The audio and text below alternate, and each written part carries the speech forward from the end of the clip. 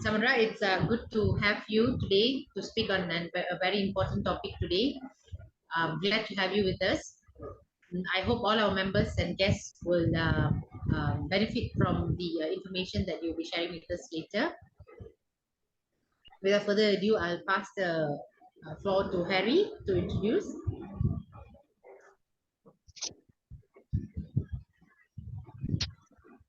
Okay, good evening, everyone. Samudhra Sendhil is an enterprise analyst at ManageEngine. While she doesn't fancy herself as a tech geek, she is deeply fascinated by the human aspects of technology and how it has opened doors and continues to create new opportunities. Going beyond the realm of technology, her passion extends to sustainability and mental health. Samudhra endeavors to explore the intersections of these vital areas from the viewpoint of technology, understanding their profound impact on enterprises and society as a whole. With diverse professional experiences in B2C companies across various industries, including healthcare, psychology, and human resources, she brings a rich tapestry of knowledge to her role. She has worked in various parts of the world, including the United States, the United Kingdom, South Korea, and Malaysia. This multicultural background equips her with a holistic understanding of the enterprise landscape, enabling her to conduct nuanced analysis and effectively communicate ideas. Samudhra holds a bachelor's degree in the International Communications from the University of Nottingham.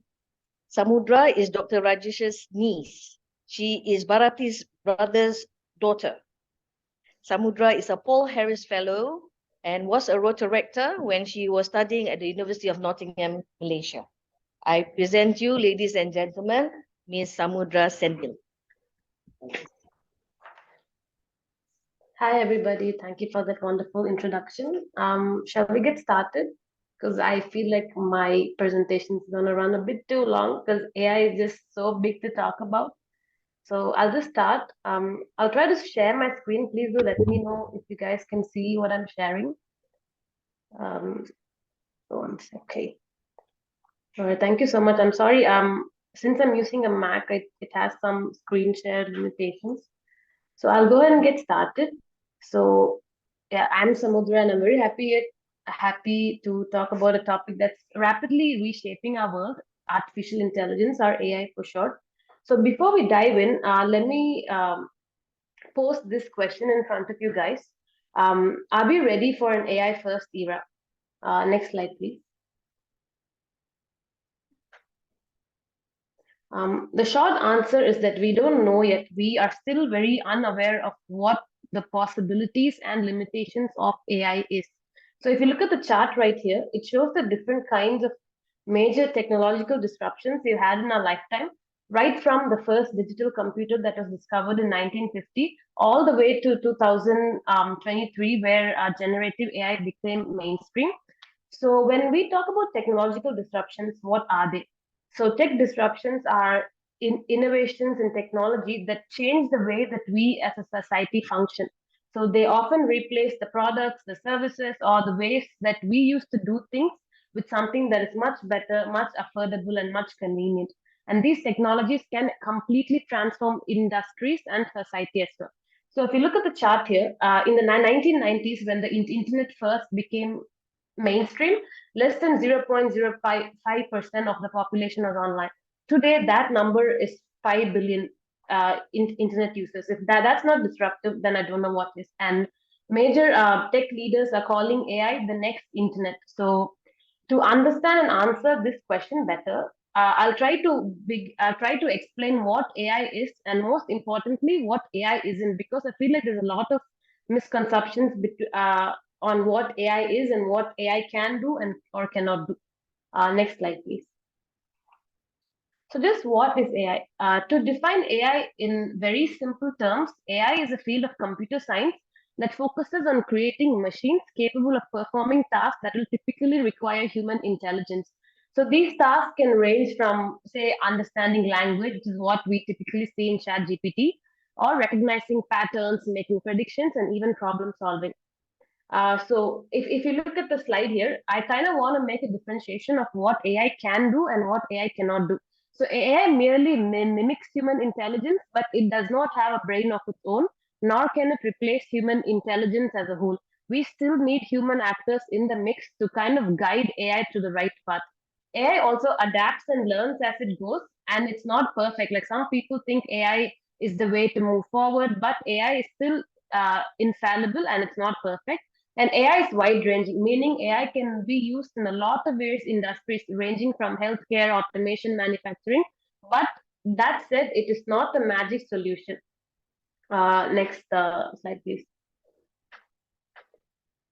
So, what are the types of AI? Sorry, I think the slide is a bit skewed, but yeah, I'll still go ahead with it. So, what are the kinds of AI? AI, there's a lot. There's various types of AI, but then I would like to present just two AI that we use in our everyday life. It can be categorized as to generative AI and predictive AI. I think generative AI, you guys might have used ChatGPT or Midjourney in your everyday life. I know, like working in the tech industry and my work as a enterprise analyst, I really can't imagine my job being done now without the help of AI tools like ChatGPT or Midjourney. So right from tools that we can write to use essays or we even have AI now that can determine whether we are going to depress even 2 days before the actual onset of depression. AI is doing various changes in all of the industries as we know. So I'll start with generative AI. Generative AI refers to systems that create something new. Well, new is still contested because there are a lot of copyright issues surrounding AI regarding whether it's just reusing material that's already out there. That said, it does create something unique, whether it's text or images or music, or even they're even capable of producing entire works of art. And they do it all without any human intervention in the mix. For example, it's like giving computers the ability to think and make decisions just like humans do, which is the scary part. And I'll give you guys an everyday example. So if you guys text on your smartphone, say for example, you type hi and you send the message. So the next word that pops on your screen would be how, because the AI algorithm has kind of learned that every time you say hi, the next sentence that you are gonna say is how are you. So it's gonna automatically predict that word and put it for you out there. So on the other hand, predictive AI is all about making informed guesses. Say tools like Siri, Alexa, Google, and they work on historical data and past data. These AI systems analyze patterns and trends to provide insights and predictions, which helps us make smarter decisions. So it's kind of like the weather. So if you're gonna ask Google whether it's gonna rain tomorrow, it's gonna take the data of say maybe 100 years to check whether if it's actually going to rain tomorrow or whatnot. And I don't know if you guys have noticed, but then personally, in my experience, say I'm planning a holiday and I'm talking to a friend about it, and then the next minute I saw the same ad on Instagram say Irish shares offers for the ticket for the holiday destination that I'm planning to. So how do they know? I can't answer for that, but then somehow they do know that we have all of these plans in the work, and they show you ads to tempt you to make that purchase. So, and this also happens because AI kind of knows when the peak holiday seasons are, and it knows what are your favorite destination based on your, say, Google search, Instagram search, and also people who are similar to you, people who are your friends. So it kind of collects all of that data to recommend things that you are most likely to try out. So next slide, please. So I'll show you something that I created for this presentation. So I wanted to show it to you live, but since I'm not sharing my screen, I'll just go ahead to the next slide and show you guys something that I made in less than 5 seconds while creating this presentation. Next slide, please. So I used Canva to make this portrait of a cat wearing a Rotary badge. So if you guys have ever owned cats, you guys would know how difficult it is to get them to do something that you want them to do. And this is not Photoshop. It's basically, I just gave a prompt to this AI machine called DALI. So I wanted it, so I described this cat as a tabby brown cat wearing a Rotary badge. And this is the image that it circulated for me. And this is just with 5 words and 5 seconds, AI is capable of doing art like this. And these artworks are not just the work of AI. they are a fusion of human creativity and the power of AI. So the AI kind of takes pictures from all over the internet, pictures that people have clicked, pictures that people might have drawn with cats wearing something else, and kind of merges all of this together and gives you the picture that you want. But here's where it gets intriguing. AI has been plagued with a lot of copyright issues in the past year, whether should we allow AI to create art, and whether if we can deem AI created art as actual art, but that's still up for debate. Um, Next slide, please. So if that's not impressive enough, I gave it one more prompt saying a grumpy cat wearing traditional clothes. And this is what the AI generated back to me. And yeah, so all of this is clearly very exciting, but it's contributing to a real case of the FOMOs. So next slide, please. So I'm sure you guys would have heard FOMO, but have you guys ever heard of FOMO? So FOMO is basically the fear of becoming obsolete. It's a real concern that many of us face, especially if you're working in the tech industry. AI, all the talks is around how AI is going to replace humans. So FOMO is that nagging feeling that you feel that all the skills, all the knowledge, all the money that you spent into earning that college degree is going to become obsolete or outdated because AI is learning at such a rapid speed that we as humans cannot keep up with it. And every day, slowly, we see the rise of everyday tasks getting automated while living costs also increase on the side. Things are getting very unstable at the moment, like all around the world. And people are getting increasingly anxious because AI is being integrated into every software tool that we are using right now. So, and also AI systems are becoming increasingly proficient. So that's the thing about AI. There's another component of AI called machine learning, and it constantly learns from the data that we feed them. So there's that AI does not age, it does not get tired, it does not get sick, and all it does is just work, work, work. So efficiency for AI is 100%. So which is why people are a bit afraid and skeptical that maybe someday employers will prefer AI more than humans. And there's also a lot of studies that proves that AI excels in human tasks more than and AI is able to do it better than humans do. I just hope my boss does not see any of these studies. But yeah, AI is becoming increasingly popular, and employers are increasingly preferring AI over their human employees. Next slide, please. So, what would the future of AI look like, or more, what would our future in the face of AI look like? Currently, there's panic. Goldman Sachs report that around 300 million jobs could be automated due to AI, and this raises concerns about job security for a lot of us. However, it is crucial to note that when the internet first came, people had the same skepticism. They were afraid that the internet is going to replace human workers, but then it didn't happen. The internet opened a lot of doors for opportunities for people, and it also created jobs in that particular field. So we do predict that AI will open a lot of jobs in software or tech or manufacturing.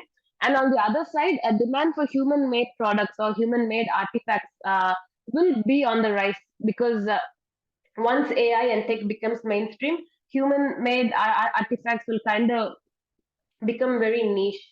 So, like say, human creativity, emotional intelligence is something that AI is always going to lack.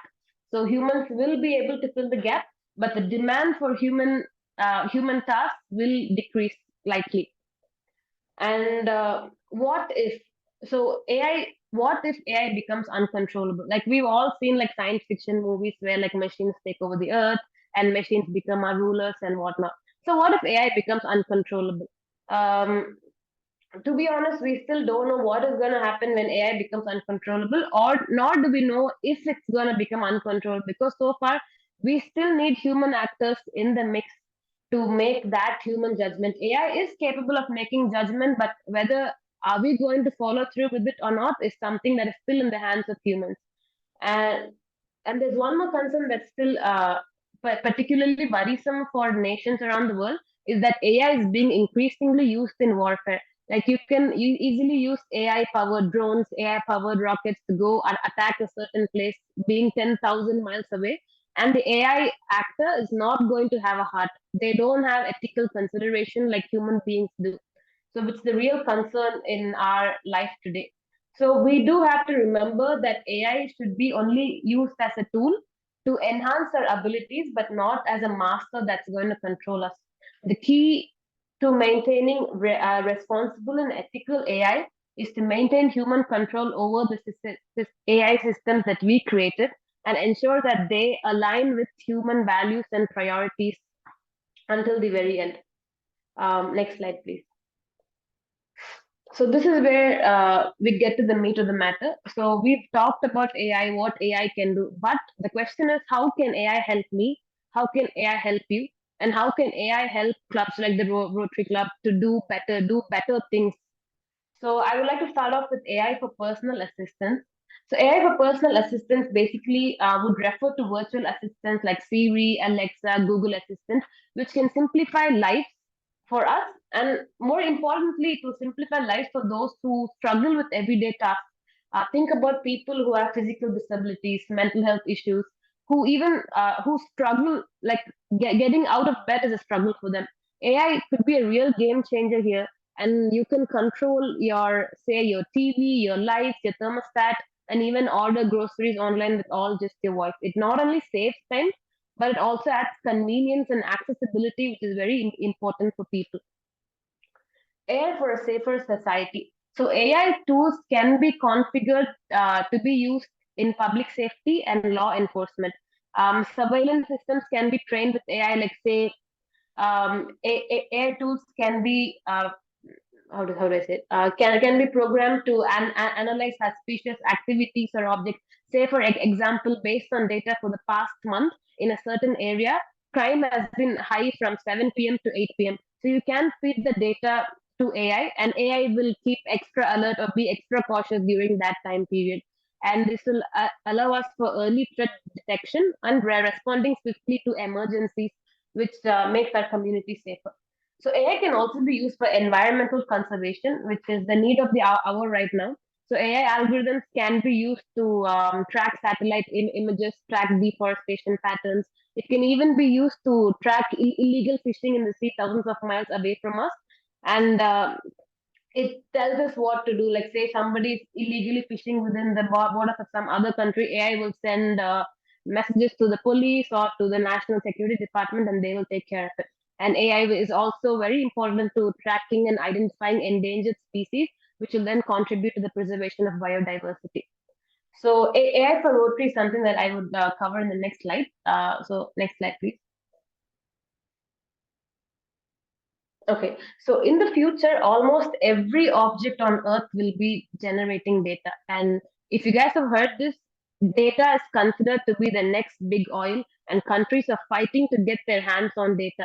And it should also be noted that countries with a lot more internet connectivity are sitting on a gold mine of data that people are just trying to get their hands on, trying to make apps that are relevant to you, and trying to make you do that purchase. So our phones, our watches, our cars, TVs, nearly everything is going to be generating lots of data. And currently, we are now exposed to more data in one single day than our ancestors were in their entire lifetime. And all of this data is going to be are going to be used to train our AI systems. And very interesting statistic is that all the data processing that we have done in the last 3 years is more than all the data processing that we have done in the last 3,000 years. So previously, how it worked was that we had now knowledge about something and then we get data from it. But then today, it's the other way around. We have data and then we make logic, we make knowledge with the data that we already have. So a very good example of this is the Google flu trend, which allows us to know if there's going to be a flu outbreak even before places like the CDC finds out, or before doctors could even report it. So for example, say a place like KL, right? So say 10 people are Googling flu symptoms or flu relief at home. So AI will kind of make note of this, and you can kind of predict that there's a flu outbreak that's going to happen. And AI, through an analysis of pattern or speech or even your social media behavior, AI will kind of find out how if and when there's going to be a flu epidemic that's going to break out in a certain area. And AI is also being used to determine whether an individual is going to get depressed based on their again speech, behavior, social media, what time they're using their phone, and what the say heart rate activity in their wearable watches, like say Fitbit, and so they can get data from this and kind of uh, it's able to give you the help even before you seek a doctor to get that help. So next slide, please. So yeah, these are some of the news articles that I kind of want to show you guys about. So scientists are using fitness trackers and AI to detect depression with 80% accuracy, and the same with the flu epidemics as well. AI can be used to detect flu epidemics and make sure that something like the COVID-19 pandemic would not happen again if it is able to be curbed even before the breakout happens. So yeah, so this not it helps to prevent the spread of diseases, safeguard our communities. So yeah, finally, these are not just dreams. This is AI in the work, and there's a lot of possibility in the horizon. The AI first era that we are entering holds incredible potential to improve our lives, our society, and the organizations like the Rotary Club as well to do more good than ever before. Um, so yes, I think to answer the first question that I posed, are we ready for an AI first era? I still don't know the answer if we are ready, but then I would definitely say that AI is ready for us, and it is going to become mainstream in the coming months and years. So it's best if we could harness AI and use it responsibly and ethically for a more connected, healthier, and brighter future. Thank you. Now I'm open for questions if you guys have any.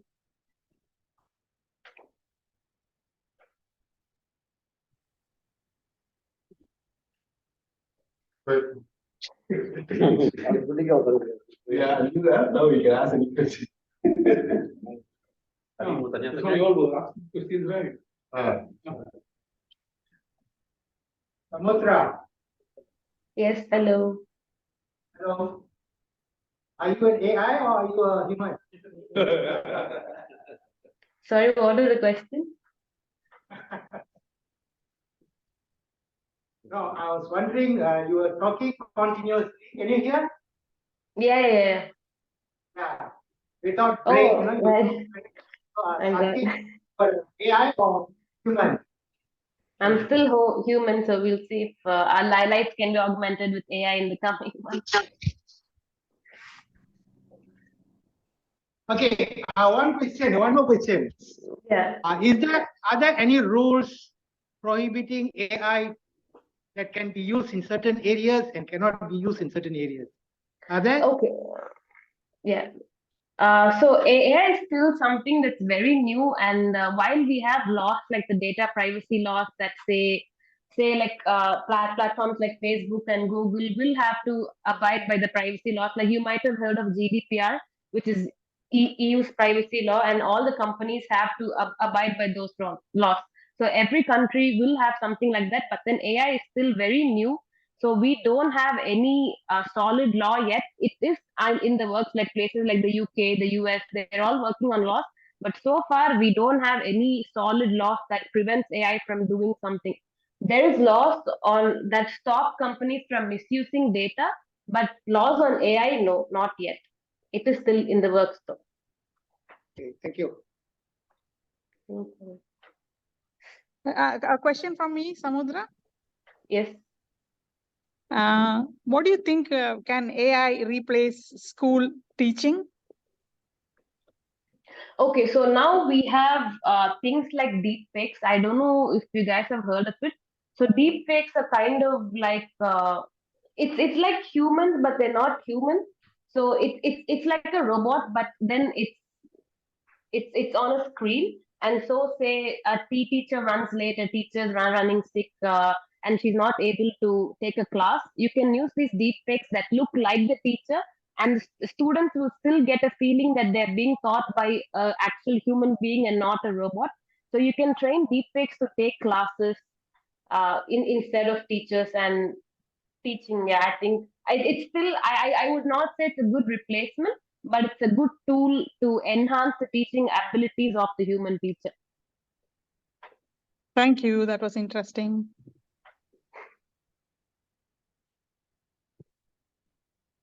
Yeah. Noor Linda has raised their hand. Yeah, hi. Okay. Thank you for the talk. Can you hear me fine? Yeah, you're audible. Okay. So I just have a question. This AI, do they actually collect data from social media or from what people search on Google? It depends on the kind of social media that you're using. So some social medias are bound by laws of their headquartering country, or say if you are in places like the EU, they heavily restrict apps and social media platforms from collecting your data and you using it or misusing it. But then it mainly depends on where you are, what are the laws of the country is.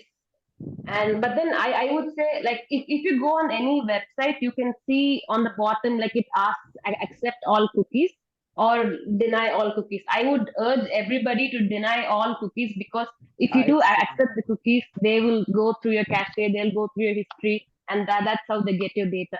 Ah, So okay, that's interesting. Okay, and I have one more question. So do you think actually that we as the internet user are actually feeding into the AI yeah. by searching or just asking simple question and sharing online? Are we actually unintentionally feeding the AI information to be more human? Yep. So AI, like I said, AI feeds off data, right? So say you're using a search engine like Google, and Google itself has its own AI called Bard. I don't know if you guys have used it yet. It's like Google's competition for ChatGPT. Yeah, So sometimes I use every Bart. Yeah, they're better yeah, than like I ChatGPT. yeah, I agree. So I also use Bard for my everyday work, and Bard itself is powered by all of the searches that we do and all of the stuff that you upload online. So they are definitely powered by all the searches that we do. So it's safe to not upload very personal information, because there have been cases where people have put in their bank details, their card details, their PIN numbers all in ChatGPT for something which is not the most brightest thing to do. But then, so when the next time somebody goes to ChatGPT and asks for examples of, say, card numbers, Mhm. ChatGPT is going to give your number back to them, because it does not know if it's fake or not. It's been fed that data, and it's going to give that data back to you. Yeah, okay. Well, thank you for sharing. Appreciate it. Yeah. No problem. Thank you very much. Okay, I also have a question. Yes. Are there any specific AI trends that you find particularly exciting or transformative? Like aside from ChatGPT, Microsoft Mm-hmm. Bing, Perplexity, or all that, Right. Bard. So maybe you have anything else that you could share, any AI that's interesting for you that would be useful Um, for us as well. right. So there's two things. One is virtual reality, and one I would not say is AI, but then it's called quantum computing. So quantum computing, basically, to put it in very simple terms, it's like extreme, like super fast computers that can process data, like trillions of GBs of data in like mere minutes, compared to now where it takes a few days for them to process that data. So I would say definitely quantum computing for one, and I would like to see how that's going to affect automation and manufacturing. And virtual reality, I think it's already becoming mainstream in, say, places like Japan, and it's really going to affect the human psyche, I would say, and it blurs the lines between what is reality and what is fake. But I think it also helps people, say, people who are like very introverted, people who don't have a lot of time to get out of their houses. It does help them give that much needed socialization for them to function normally. So these are the two techs that I'm looking forward to becoming mainstream, I would say. And there's no question about it not becoming mainstream anymore, because it's already in the works, it's already being adapted in a lot of countries. So now it's a matter of when rather than, like, why or how. Uh, okay. Is there any AI that you know that can be used for education? Like, for example, in making lesson plans or Um, presentations, like, is there anything you could recommend? Yeah, so if you like the presentation that I showed you guys, I made it using Canva. So Oh, I Canva. yeah, I find Canva very useful, because it gives you a lot of templates that kind of helps. I think the students that you're teaching to will to keep their attention on the things, and then you can add images to it, you can add videos to it, you can add like very visual graphs to it, and you can also they have other plugins like Midjourney and Dali that you can use in Canva to generate images. Like you don't have to worry about copyright issues from other, like you using other pictures. You can use DALL-E to make your own images. And I think you can also make your students create their own images and create very personalized things that would relate to them rather than using very general stuff. So I would definitely recommend Canva. Canva. Okay. Yeah. I didn't know that Canva is an AI. I thought it's just an app. It is an app, but then they have integrated AI. So like every other tool that we have right now, like say Photoshop, Adobe, they've all integrated AI into their tools. Okay. Okay. Yeah, That's clear. Thank you. no problem. Thank you. Any other questions? Try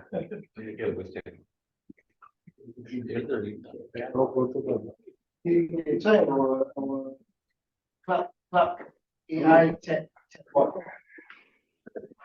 Don't have permission or. We ask AI to how to invest marketing. Yes. Ask louder so she can hear. Can we ask AI how to invest in market like shares? Yeah, you can. Like I would suggest you try asking Bard, but then again, Bard will go off what's trending in, like what are people talking about. So I think you can get the same off of Google. But then yeah, you can get advice, but then I would say take caution. But Yeah, you can try Bard. I think Bard, because Bard works on real time, while ChatGPT is only updated until 2019, so it won't have all of the very recent advancements and news or whatnot. So do try Google Bard; it might be helpful.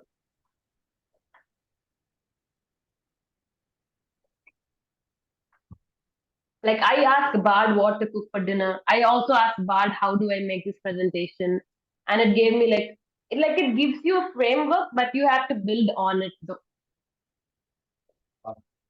BARD.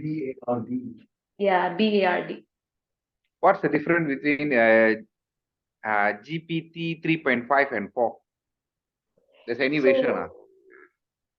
So I think ChatGPT 4 is much more faster and it will give you like much more precise answers than GPT 3. But the problem with ChatGPT 4 is that I think you can only ask 25 questions in 3 hours. Oh.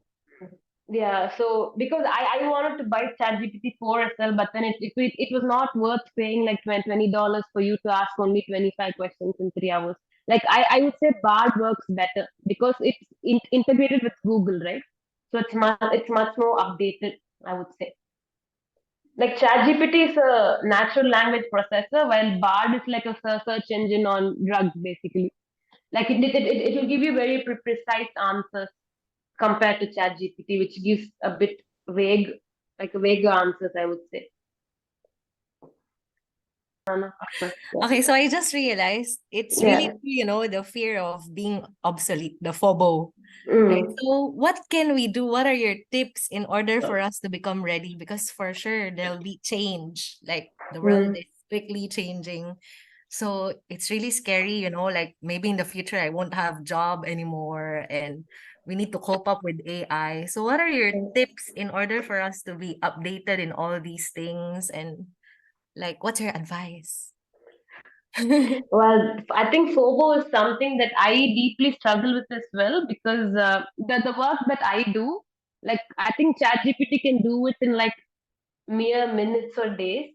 So my advice that I also follow personally is depending on whatever industry that you're in, try to use AI in whatever work that you do to enhance what you do while you keep updating and upskilling yourself. And I think in any course or say certification and you using these AI tools would be a major plus for you as well. So I think use AI as a friend, don't see it as an enemy, and just go with the flow lah, because I think it's very difficult to say who's gonna become obsolete and who's not, and who's gonna stay around in the next 10 to 15 years.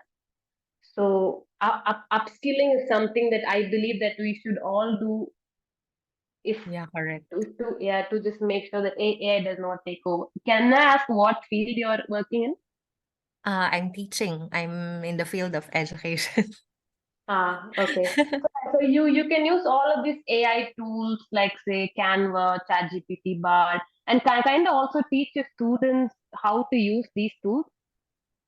Because I don't think any robots or any AI is going to replace teaching, because teaching again I feel like it's a very social thing. Like the students have to look at the teacher and they have to be disciplined by the teacher. They have to be taught by a human person to kind of inform all of the knowledge that's being taught to them, especially at a young age.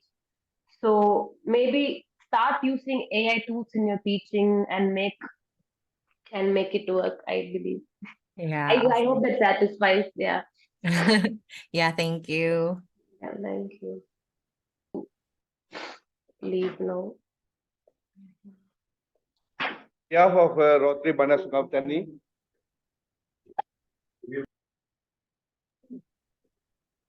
hello, Samudhra.